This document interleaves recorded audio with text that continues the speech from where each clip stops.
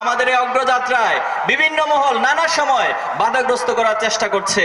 আমাদের অনেক ভাইদেরকে হত্যা করেছে, আমাদের অনেক ভাইদেরকে গুম করা হয়েছে, তাদের লাশ বিভিন্ন জায়গায় খুঁজে পাওয়া গিয়েছিল। দুঃখজনক হলেও সত্য, জুলাই আগস্টের পর আজ পর্যন্ত আমাদের 7 জন ভাই এখনো ফিরে আসে নাই। এত জুলুম নির্যাতন, এত ত্যাগ কোরবানির পরেও ছাত্র শিবিরের অগ্রযাত্রা এক মুহূর্তের জন্য কোনোদিন বন্ধ হয় নাই। আমরা দুর্ভাগ্যজনকভাবে লক্ষ্য করছি, একটি মহল এখনো পর্যন্ত ফ্যাসিবাদী সেই স্লোগান দেয়, একটি শিবির দর ধরে ধরে জবাই কর। এর চেয়ে হিংস্র, এর চেয়ে বর্বর স্লোগান কোনো কিছু হতে পারে না। সুন্দরবনের যে হিংস্র পশু রয়েছে তাদের জন্য সকাল বিকেল মানুষ নাস্তা করতে হয় না, তাহলে আপনারা কেমন মানুষ হলেন? পশুর চেয়ে নিকৃষ্ট ভূমিকা আপনারা অবতীর্ণ হচ্ছেন।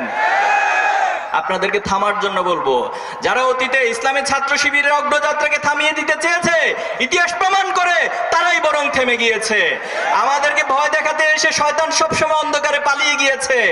আমাদেরকে যারা নিষিদ্ধ করেছিল তারাই বরং বাংলাদেশ থেকে নিষিদ্ধ উৎখাত হেলিকপ্টারে করে ভারতে পালিয়ে গিয়েছে। এই জন্য এই প্রজন্ম কোনো ফ্যাসিবাদী শক্তি, কারো রক্তচক্ষু, কোনো আধিপত্যবাদ, কোনো সাম্রাজ্যবাদকে পরোয়া করে না। এই প্রজন্ম শুধু একমাত্র আল্লাহকে ভয় করতে জানে।